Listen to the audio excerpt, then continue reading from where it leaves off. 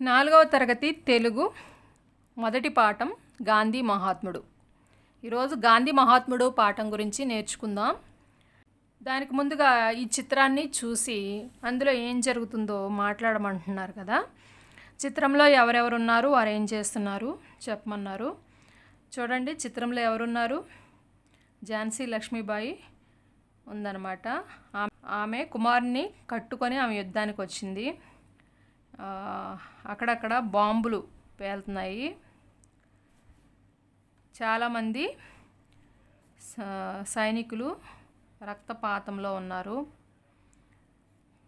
చాలామంది పడిపోయారు, యుద్ధం చేస్తున్నారు. ఇదంతా యుద్ధం అన్నమాట. మీకు తెలిసిన స్వాతంత్ర సమరయోధుల పేర్లు కొన్ని తెలపమన్నారు. ఈ పాఠాన్ని ఎవరు రచించారు అన్నది చూస్తే కవి పరిచయం ఇక్కడ ఉంది. బసవరాజు అప్పారావు గారు ఈయన అనమాట. ఈయన ఈ పాఠాన్ని రచించారు. ఈయన ఎప్పుడు జన్మించారంటే 1894 డిసెంబర్ నెల 13వ తారీఖున జన్మించారు. ఎప్పుడు చనిపోయారు అంటే 1933 సంవత్సరం జూన్ 10వ తారీఖున చనిపోయారన్నమాట. ఈయన భావకవి, గీతకర్త. జాతీయోద్యమ కాలంలో ఈయన గీతాలు ప్రజలను గాఢంగా ప్రభావితం చేశాయి. బసవరాజు అప్పారావు గేయాలు పేరిట ఈయన గీతాలు సంపుటంగా వెలువడ్డాయి. ఈయన రాసిన గీతాలన్నీ కూడా బసవరాజు అప్పారావు గేయాలు అనే పేరు మీద వెలువడ్డాయంట. ఇప్పుడు గాంధీ మహాత్ముడు పాఠం చూద్దాం. ఈ పాట నేను పాడుతున్నాను. గాంధీ మహాత్ముడు బయలుదేరగా కలకల నవ్వింది, జగత్తు కలకల నవ్వింది. గాంధీ మహాత్ముడు చకచక నడువగా కంపించిపోయింది, భూదేవి కంపించిపోయింది. గాంధీ మహాత్ముడు బయలుదేరగా కలకల నవ్వింది, జగత్తు కలకల నవ్వింది. గాంధీ మహాత్ముడు కన్ను విప్పగా గడగడ వణికింది, అధర్మము గడగడ వణికింది. గాంధీ మహాత్ముడు బయలుదేరగా కలకల నవ్వింది, జగత్తు కలకల నవ్వింది. గాంధీ మహాత్ముడు నవ్వు నవ్వగా కన్నుల గట్టింది, స్వరాజ్యం కన్నుల గట్టింది. గాంధీ మహాత్ముడు బయలుదేరగా కలకల నవ్వింది, జగత్తు కలకల నవ్వింది. గాంధీ మహాత్ముడు గొంతు విప్పగా గణగణ మ్రోగింది, ప్రణవము గణగణ మ్రోగింది. గాంధీ మహాత్ముడు బయలుదేరగా కలకల నవ్వింది, జగత్తు కలకల నవ్వింది. గాంధీ మహాత్ముడు స్వస్తి బాడగా కరముల దొరికింది, మోక్షము కరముల దొరికింది. గాంధీ మహాత్ముడు బయలుదేరగా కలకల నవ్వింది, జగత్తు కలకల నవ్వింది. ఇక్కడున్న అర్థాలు చూద్దాం. స్వరాజ్యం అంటే సొంతంగా పరిపాలన చేసుకోవడం అన్నమాట. మోక్షం అంటే విడుపు, విముక్తి. ఇప్పుడు చూడండి, సపోజు ఎవరైనా ఎక్కడైనా పాలేరుతనం చేస్తున్నా, వాళ్ళకి బానిసలాగా బ్రతుకుతున్నప్పుడు వారి నుంచి విడుదల పొందారనుకోండి, వాళ్ళకి కావాల్సినటువంటి డబ్బులు కట్టేసి లేదా వాళ్ళకి ఇవ్వాల్సిన డబ్బు కోసం పని చేస్తూ ఉంటారు అన్నమాట. బానిసత్వం చేస్తూ ఉంటారు. అక్కడ నుంచి ఆ పని చేసి బయటకు వచ్చారనుకోండి, వాళ్ళకి విముక్తి దొరికింది అంటారన్నమాట. అది అధర్మం. అధర్మం అంటే ధర్మం కానిది. కన్ను విప్పగా, కన్ను తెరవగా, కన్నుల గట్టింది, కళ్ళెదిటే కనిపించింది. ప్రణవం ఓంకారం, జగత్తు ప్రపంచం, కంపించుట వణుకుట, కరములు చేతులు, స్వస్తి శుభం. స్వస్తి పట్టడం అంటే ఆ పని అయిపోతే స్వస్తి చెప్పడం అనమాట. శుభం కార్డు పడిద్ది కదా సినిమా అయిపోయిన తర్వాత, అలాగా. ఇప్పుడు ఈ గాంధీ మహాత్ముడు గేయంలోని భావాన్ని చూద్దాం. గాంధీ మహాత్ముడంట స్వాతంత్ర సాధన కొరకు బయలుదేరినప్పుడు ప్రపంచం అంతా ఆనందంతో నవ్విందంట. అంటే మనకి స్వాతంత్రం వస్తుంది అని చెప్పేసి ప్రపంచంలో ఉన్న జనాభాకి కూడా సంతోషం వేసిందని అర్థం అన్నమాట. గాంధీ స్వాతంత్ర సాధన కొరకు వేగంగా నడవగా భూమి కంపించిపోయిందంట. భూమికి కూడా భయం వేసిందని రాశారు. మహాత్ముడు కన్నెత్తి చూడగా అధర్మం గడగడ వణికిపోయిందంట. అంటే గాంధీ మహాత్ముడు ఎప్పుడు కూడా ధర్మం వైపే ఉంటారు. అధర్మానికి ఆయనకి చాలా దూరం అనమాట. జాతిపిత బోసినవ్వు నవ్వగా స్వరాజ్యం కనుల ఎదుటే కనిపించింది. ఆయన నవ్వుని కూడా ఇక్కడ మంచిగా చక్కగా చెప్పారు. బాపూజీ మాట్లాడినప్పుడు ప్రణవనాదం గణగణ మ్రోగింది. ఆయన మాట్లాడేటప్పుడు ఆ మాటలో తీరు అదంతా కూడా గణగణ మ్రోగింది అని చెప్తున్నారు. గాంధీ మహాత్ముడు స్వాతంత్ర ఉద్యమానికి స్వస్తి పడగా స్వరాజ్యం అనేది మోక్షము చేతికి చిక్కింది. గాంధీ గారు రకరకాల ఉద్యమాలు, సత్యాగ్రహాలు అవి చేసి స్వరాజ్యాన్ని, మన భారతదేశానికి స్వాతంత్రాన్ని సంపాదించి పెట్టారు కదా. ఆయన ఎప్పుడైతే స్వస్తి పాడారో మనకి మోక్షం అనేది దొరికింది అని, స్వాతంత్ర ఉద్యమానికి స్వస్తి పాడటం అంటే మనకు స్వాతంత్రం లభించడం అనమాట. అప్పుడు మనకి విడుదల దొరికింది, తెల్లవాళ్ళ నుంచి విడుదల దొరికింది, విముక్తి దొరికిందని అర్థం అనమాట. ఇక్కడ చూడండి, వినడం, ఆలోచించి మాట్లాడడం. ఇక్కడ ప్రశ్నలు ఉన్నాయి, వీటికి జవాబులు మీరు ఆలోచించి చెప్పాలన్నమాట. ఇప్పుడు మనం పాఠం చెప్పుకున్నాం కదా, అందులో ప్రశ్నలు ఇవి. గాంధీ బయలుదేరినప్పుడు జగత్తు ఎలా నవ్వింది? ప్రణవం అంటే ఏమిటి? గంట గణగణ మ్రోగుతుంది కదా, ఇలా గంటలు ఎక్కడెక్కడ మోగుతుంటాయో చెప్పండి. ఎక్కడ మోగుతుంటాయి గంటలు? గుడిలో మోగుతాయి, బడిలో మోగుతాయి, ట్రైన్ వస్తే గంట మోగుద్ది. ఇంకా మీకు తెలిసినవి చెప్పాలి. మీకు తెలిసిన దేశ నాయకుల పేర్లు చెప్పండి. దేశ నాయకుల పేర్లు కూడా మీరు చెప్పాలి. చదవడం, వ్యక్తపరచడం. ఇక్కడ ఒక పారాగ్రాఫ్ని ఇచ్చారు, దాన్ని చదివి కింద ఉన్న ప్రశ్నలకి జవాబులు చెప్పాలి. పారాగ్రాఫ్లో ఏముందంటే, సర్దార్ వల్లభాయ్ పటేల్, ఈయన సర్దార్ వల్లభాయ్ పటేల్ అనమాట. సర్దార్ వల్లభాయ్ పటేల్ స్వతంత్ర భారతదేశానికి ప్రథమ హోంశాఖ మంత్రిగా పనిచేశారు. ఈయన మన భారతదేశానికి మొట్టమొదటి హోంశాఖ మంత్రి అనమాట. ఆ సమయంలో భారతదేశం 565 సంస్థానాలుగా విభజింపబడి ఉంది. మన భారతదేశం ఇప్పటిలాగా రాష్ట్రాల్లాగా లేదు. అప్పుడు 565 భాగాలుగా చేయబడి, అది ఒక్కొక్క భాగం ఒక్కొక్క సంస్థానం అని పిలువబడతా ఉండేదన్నమాట. వీరిలో ఎక్కువ మంది సంస్థానాధీశులు స్వచ్ఛందంగా భారతదేశంలో కలవటానికి అంగీకరించారు. ఈ 565 సంస్థానాలని పరిపాలించే అధికారులు ఉంటారు కదా, సంస్థానాధీశులు అంటారు. వాళ్ళు అందరూ కలిసి భారతదేశంలో కలవడానికి ఇష్టపడ్డారు, అంగీకరించారంట. కానీ వాళ్ళల్లో హైదరాబాద్, జమ్మూ కాశ్మీర్, జునాగఢ్ వంటి పెద్ద సంస్థానాధీశులు, అంటే వీటిని పరిపాలన చేసే సంస్థానాధీశులు దేశంలో కలవడానికి అంగీకరించలేదు. అప్పుడు పటేల్ గారి స్వరతో జునాగఢ్ దేశంలో విలీనం అయింది. ఈ పటేల్ గారు ఆయన కలుగజేసుకొని మాట్లాడి జునాగఢ్ అనే సంస్థానాన్ని భారతదేశంలో విలీనం చేశారు. జమ్మూ కాశ్మీర్ని స్వయం ప్రతిపత్తి గల రాష్ట్రంగా ప్రకటించారు. అది భారతదేశంలో కలిసిపోకుండా స్వయం ప్రతిపత్తి గల రాష్ట్రంలాగా దాన్ని ప్రకటించారంట. దేశ భద్రత దృష్ట్యా స్థానిక ప్రజల ఉద్యమం వలన పటేల్ సాహసోపేతమైన నిర్ణయంతో సైనిక చర్య ద్వారా హైదరాబాద్ సంస్థానాన్ని 1948లో భారతదేశంలో విలీనం చేశారన్నమాట. ఈ హైదరాబాద్ని 1945లో భారతదేశంలో విలీనం చేసేటట్లు చేశారన్నమాట. అంటే పటేల్ గారు సాహసోపేతమైన నిర్ణయం తీసుకున్నారన్నమాట విలీనం చేయడానికి. ధైర్య సాహసాలకు మారుపేరైన సర్దార్ వల్లభాయ్ పటేల్ ఉక్కు మనిషి అనే బిరుదును పొందారు. ఈయన బిరుదు ఏంటంటే ఉక్కు మనిషి. ఆయన చాలా ధైర్య సాహసాలు కలిగినటువంటి వ్యక్తి అనమాట. అందుకే ఆయనకి ఉక్కు మనిషి అనే బిరుదు ఇచ్చారు. ఇప్పుడు ప్రశ్నలకి జవాబులు కూడా చూద్దాం. స్వతంత్ర భారతదేశానికి మొట్టమొదటి హోంశాఖ మంత్రి ఎవరు? సర్దార్ వల్లభాయ్ పటేల్. సి. ఏ సంస్థానాన్ని స్వయం ప్రతిపత్తి గల రాష్ట్రంగా ప్రకటించారు? దేన్ని ప్రకటించారు అంటే జమ్మూ కాశ్మీర్. సి. సర్దార్ పటేల్కు ఉన్న బిరుదును గుర్తించి 0 చుట్టండి. ఆంధ్రకేసరి, జాతిపిత, చాచాజీ, ఉక్కు మనిషి. ఆయన బిరుదు ఉక్కు మనిషి. విలీనం అనే పదానికి అర్థం కలవడం.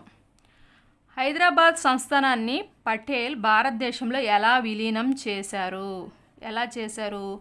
స్థానిక ప్రజల ఉద్యమం వల్ల సైనిక చర్య ద్వారా హైదరాబాద్ సంస్థానాన్ని 1948 సంవత్సరంలో భారతదేశంలో విలీనం చేశారు. గేయంలో కింది పదాలు గుర్తించి సున్నా చుట్టండి. సూచించిన అక్షరాలతో మొదలయ్యే పదాలను పట్టికలో మరికొన్ని రాయండి. ఇక్కడున్న పదాలన్నీ కూడా మనం గేయంలో గుర్తించి రాయాలి. ఏం పదాలు ఉన్నాయి? గాంధీజీ, పోయింది, కంపించి, గడగడ, వణికింది, నడువగా, భూదేవి, చకచక. వీటిని పాఠంలో గుర్తించి సున్నాలు చుట్టాలి.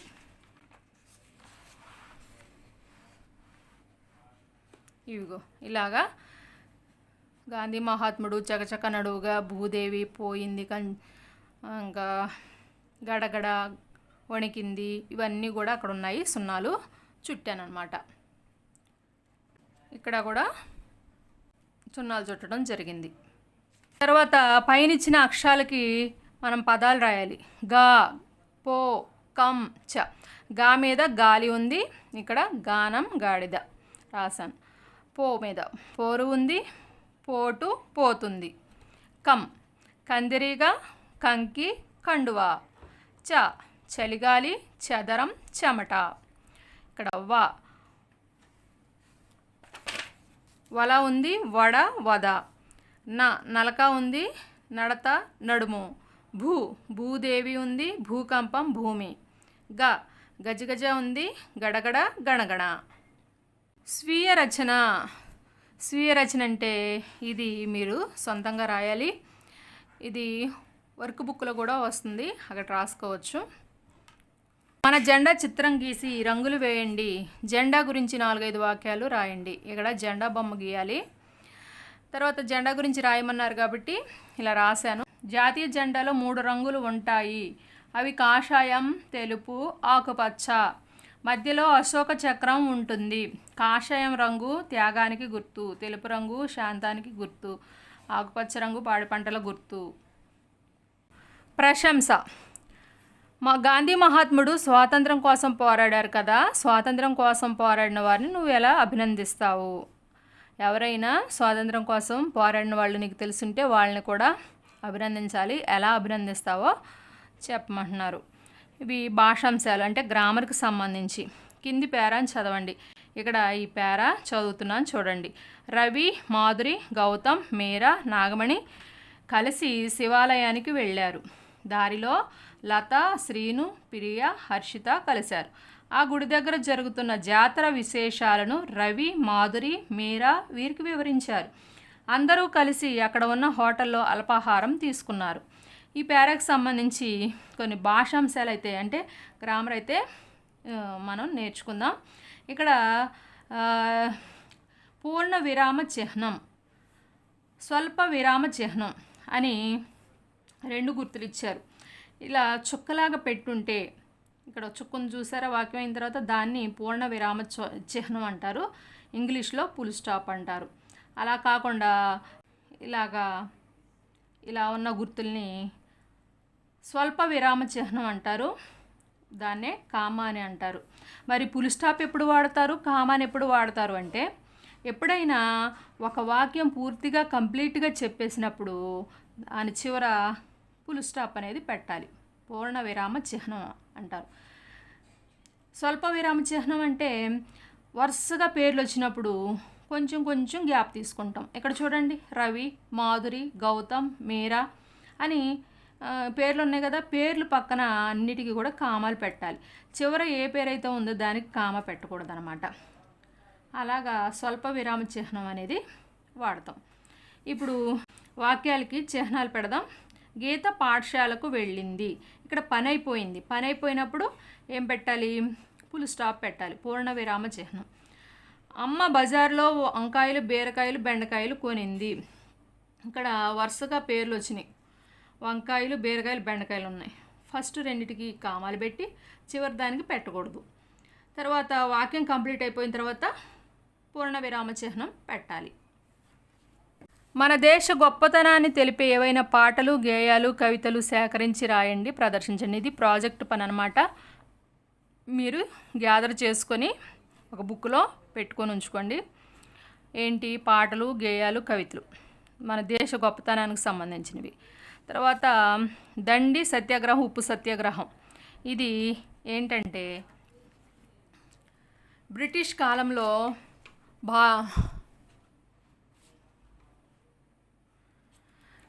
బ్రిటిష్ వాళ్ళు మనల్ని పరిపాలన చేసే టైంలోనంట ఉప్పు మీద కూడా పన్ను కట్టమని వాళ్ళు ఆజ్ఞాపించారంట. దీనికోసం గాంధీ తాత ఏం చేశారంటే 1930 మార్చి 12వ తారీఖు నుంచి 1930 ఏప్రిల్ 6 వరకు చాలా వేలాది మందితో కలిసి పాదయాత్ర చేశారంట. పాదయాత్ర చేసి గుజరాత్ అనే రాష్ట్రంలో దండి అనే ఊరిలో ఉప్పుని తయారు చేశారనమాట. ఇక్కడ చూడండి, ఇది ఇక్కడ ఉప్పు. అందుకే దండి అనే ఊరిలో ఈయన ఉప్పు తయారు చేసినప్పుడు దండి సత్యాగ్రహం అని పేరు వచ్చింది. దాన్నే ఉప్పు సత్యాగ్రహం అని కూడా అంటారన్నమాట. ఇక్కడ ఒక పాట ఉంది, పాడుకుందాం. తేనెల తేటల మాటలతో. తేనెల తేటల మాటలతో మన దేశమాతనే కొలిచెదమా, భావం భాగ్యం కూర్చుకొని ఇక జీవనయానం చేయుదమా. తేనెల తేటల మాటలతో మన దేశమాతనే కొలిచెదమా, సాగర మేఘల చుట్టుకొని సురగంగ చీరగా మలచుకొని గీతాగానం పాడుకొని మన దేవికి ఇవ్వాలి హారతులు. తేనెల తేటల మాటలతో మన దేశమాతనే కొలిచెదమా, గాంగ జటాధర భావనతో హిమశైల రూపమే నిలబడగా, గలగల పారే నదులన్నీ ఒక బృందగానమే చేస్తుంటే, తేనెల తేటల మాటలతో మన దేశమాతనే కొలిచెదమా. ఎందరో వీరుల త్యాగ ఫలం మన నేటి స్వేచ్ఛకే మూలధనం, వారందరినీ తలచుకొని మన మానస వీధిని నిలుపుకొని, తేనెల తేటల మాటలతో మన దేశమాతనే కొలిచెదమా, భావం భాగ్యం కూర్చుకొని ఇక జీవనయానం చేయుదమా. ఇప్పుడు ఈ పాటను రచించిన కవి గారి గురించి తెలుసుకుందాం. ఈయన అనమాట ఈ పాటను రచించింది. ఈయన పేరు ఇంద్రగంటి శ్రీకాంత శర్మ. ఈయన ఎప్పుడు పుట్టారు అంటే 1944 మే నెల 29వ తారీఖున జన్మించారు. ఈయన ఎప్పుడు చనిపోయారబ్బా అంటే 2019 జూలై 25వ తారీఖున చనిపోయారన్నమాట. ఈయన కవిగారు, కథకులు అంటే కథలు చెప్తారు, విమర్శకులు, ఏదైనా విషయాన్ని కూలంకషంగా తెలుసుకొని దాన్ని విమర్శ చేస్తారు. తెలుగులో అనుభూతి కవిత్వానికి ప్రతినిధి. అనుభూతి గీతాలు ఈయన కవితా సంపుటి. అంటే ఈయన రాసినటువంటి కవితలన్నీ కూడా అనుభూతి గీతాలు అనే బుక్ ద్వారా ఈయన ప్రచురించారు. లలిత గీతకర్త, ఆకాశవాణిలో పనిచేశారు. ఆకాశవాణి అంటే రేడియోలో కూడా ఈయన పనిచేశారంట. చదువుదాంలో దేశ నాయకుని నిజాయితీ. ఒక దేశ నాయకుని యొక్క నిజాయితీ ఎలా ఉందో ఎవరో ఇక్కడ చూద్దాం. లాల్ బహదూర్ శాస్త్రి. ఈయన లాల్ బహదూర్ శాస్త్రి గారంట దేశ నాయకులు. లాల్ బహదూర్ శాస్త్రి స్వతంత్ర భారతదేశానికి రెండవ ప్రధానమంత్రి. ఈయన రెండో ప్రధానమంత్రి అంట. మొదటగా జవహర్లాల్ నెహ్రూ మంత్రివర్గంలో రైల్వే మంత్రిగా పనిచేశారు. ఈయన ఫస్ట్ రైల్వే మంత్రిగా పనిచేశారు, తర్వాత ప్రధానమంత్రిగా పనిచేశారు. దేశంలో అతిపెద్ద రైల్వే ప్రమాదం జరిగినప్పుడు నైతిక బాధ్యత వహిస్తూ రాజీనామా చేసిన మొదటి రైల్వే మంత్రిగా చరిత్రలో నిలిచారు. ఈయన రైల్వే మంత్రిగా ఉన్నప్పుడు ఒక రైలు యాక్సిడెంట్ జరిగిందనమాట. అప్పుడు ఈయన మనసు నొచ్చుకొని వెంటనే రాజీనామా చేసిన గొప్ప వ్యక్తి అనమాట. అసలు ఆ ఘటన ఏంటంటే 1956 సంవత్సరం నవంబర్లో తమిళనాడులో అరియలూరు సమీపంలో ఒక ఘోరమైన రైలు ప్రమాదం జరిగింది. ఈ సంఘటనలో చాలామంది ప్రాణాలైతే కోల్పోయారు. దానికి ఈయన నైతిక బాధ్యత వహించి ఈ లాల్ బహదూర్ శాస్త్రి గారు తన రైల్వే మంత్రి పదవికి రాజీనామా చేశారు. ఈ చర్యకు పార్లమెంటు మరియు దేశం ఆయనను ఎంతో ప్రశంసించాయి. అలా రాజీనామా చేసినందుకు చాలామంది ప్రశంసించారంట. రాజీనామా చేసిన తర్వాత ఆయన ఇంటికి వెళ్ళారు. ఇల్లంతా చీకటిగా ఉంది. ప్రభుత్వ సొమ్ము ఉపయోగించుకొని తన సొంత ఇంటి కరెంటు బిల్లు చెల్లించడం ఇష్టం లేక బిల్లు కట్టలేదు. అందుచేత వారింటికి కరెంటు సప్లై ఆపేశారు. చూసారా, అతని జీతం తప్ప గవర్నమెంట్ సొమ్ము ఒక్క పైసా కూడా ఆయన వాడుకునేవారు కాదంట. అయితే కరెంటు బిల్లు కట్టడానికి కూడా ఆయన ఆ గవర్నమెంట్ డబ్బు ఉపయోగించుకోకుండా కట్టకపోయేసరికి కరెంటు సప్లై కూడా ఆపేశారన్నమాట. దానికి కారణం అడిగితే ఇకపై మంత్రిని కాదు కనుక అన్ని ఖర్చులు స్వయంగా చెల్లించవలసి ఉంటుందని చెప్పారు. ఒక పార్లమెంట్ సభ్యునిగా, మంత్రిగా నేను అవసరమైన సమయం పనిచేయాలి. నా సొంత ఇంటి కోసం ఆదా చేయడానికి తగినంత సమయం వెచ్చించలేదు, ఎక్కువగా సంపాదించలేదు అని తెలిపారు. లాల్ బహదూర్ శాస్త్రి గారు ప్రధానమంత్రిగా ఉన్న కాలంలో ఇండో పాకిస్తాన్ యుద్ధం అనేది జరిగిందంట. సరిహద్దుల్లోకి వెళ్ళి సైనికులలో ఉత్సాహం నింపి దేశాన్ని నడిపించారు. అతని నినాదం జై జవాన్ జై కిసాన్. జవాన్ అంటే సైనికులు, కిసాన్ అంటే రైతులు. అతని నినాదం జై జవాన్ జై కిసాన్ అంట. యుద్ధ సమయంలో బాగా ప్రాచుర్యంలోకి వచ్చిందంట ఈ నినాదం. ఈ యుద్ధం తాష్కెంట్ ఒప్పందం ద్వారా పూర్తయింది. వారు అనేక సంవత్సరాల పాటు క్యాబినెట్ మంత్రిగా ఉన్నప్పటికీ మరణించే నాటికి పేదరికంలో ఉన్నారు. చూడండి, చాలామంది కాలంలో ఏదన్నా చిన్న పదవి రాగానే చాలా ఫీల్ అయిపోతారు. వాళ్ళు ఏదో చేసేసినట్టు, సంపాదించినట్టు ఫీల్ అయిపోతారు అన్నమాట. ఈయన మాత్రం మామూలుగా మంత్రిగా పనిచేసి, ఆ మంత్రులు అంటే ఎంతెంత ఉంటుంది ఈ కాలం వాళ్ళకి, బోల్డంత డబ్బులు ఉంటాయి. రిటైర్మెంట్ తర్వాత ఒక పేద ఆయనలాగా ఈయన మరణించారంట. అంటే గవర్నమెంట్ డబ్బు ఏది కూడా తన సొంత అవసరాలకి వాడుకోలేదన్నమాట. ప్రభుత్వ ధనంతో కొత్త కారును కొనుక్కోవచ్చు, కానీ ఆయన ఒక పాత కారును వాయిదాల పద్ధతిలో కొనుక్కున్నారంట. దానికి వాయిదాలు చెల్లిస్తూ ఉండేవాళ్ళంట. అతను సర్వెంట్స్ ఆఫ్ ఇండియా సొసైటీ సభ్యులు. ఆ సంస్థ సభ్యులు తమ సొంత ఆస్తులను పెంచుకోకూడదని, ప్రజాసేవకులుగా ఉండాలని కోరారు.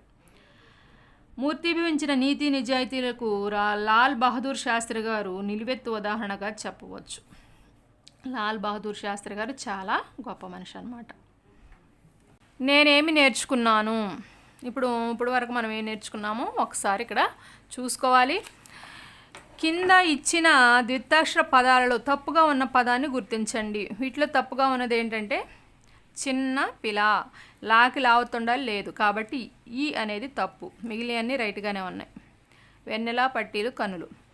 గాంధీజీ దేనిని వదిలిపెట్టమని చెప్పాడు? అధర్మం వదిలిపెట్టాలి, హింసను వదిలిపెట్టాలి. కింది పేరాను చదివి ప్రశ్నలకు సరైన సమాధానాలు రాయండి. ఈ పేరా చదువుతున్నాను చూడండి. ఒక అడవిలో ఒక చీమ, ఒక మిడత ఉండేవి. చీమ ఎప్పుడూ కష్టపడి పనిచేస్తూ భవిష్యత్తు కోసం ఆహారాన్ని దాచుకునేది. కానీ మిడత మాత్రం ఎప్పుడూ పాటలు పాడుతూ ఆడుతూ కాలం గడిపేది. వర్షాకాలం రాగానే చీమ తన ఇంట్లో హాయిగా ఆహారం తింటూ ఉంది. మిడతకు మాత్రం తినడానికి ఏమీ దొరక్క ఆకలితో అలమటించింది. అప్పుడు మిడతకు చీమ కష్టం విలువ తెలిసింది. పై పేరాలో భవిష్యత్తును దృష్టిలో పెట్టుకున్న జీవి ఏది? చీమ. మిడత ఎందుకు ఆకలితో అలమటించింది? ఈ కథ ద్వారా మీరు ఏమి నేర్చుకున్నారు అంటే, మిడత సంపాదించుకునే టైంలో సంపాదించకుండా ఆడుతూ పాడుతూ ఎంజాయ్ చేస్తూ ఉంది.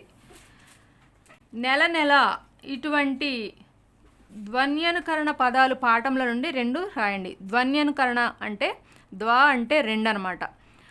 ఇలా వెల ఇక్కడ ఒక చోట 2 చోట్ల వచ్చింది కదా.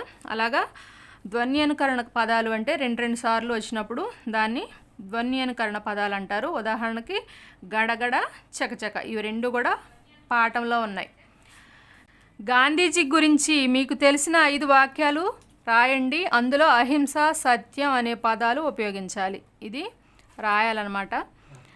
స్వాతంత్ర సమరయోధులలో నీకు ఇష్టమైన వారిని గురించి ప్రశంసిస్తూ 4 వాక్యాలు రాయండి. స్వాతంత్ర సమరయోధులు ఎవరు ఉన్నారో వాళ్ళలో నీకు ఇష్టమైన వాళ్ళని గురించి 4 వాక్యాలంట రాయాలి.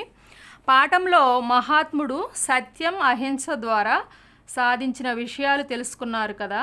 మీకు నచ్చిన దేశ నాయకుని గురించి 2 వాక్యాలు రాయండి. ఇక్కడ ఒక దేశ నాయకుని గురించి 2 వాక్యాలు రాయాలి. నేను అంబేద్కర్ గారి గురించి రాశాను.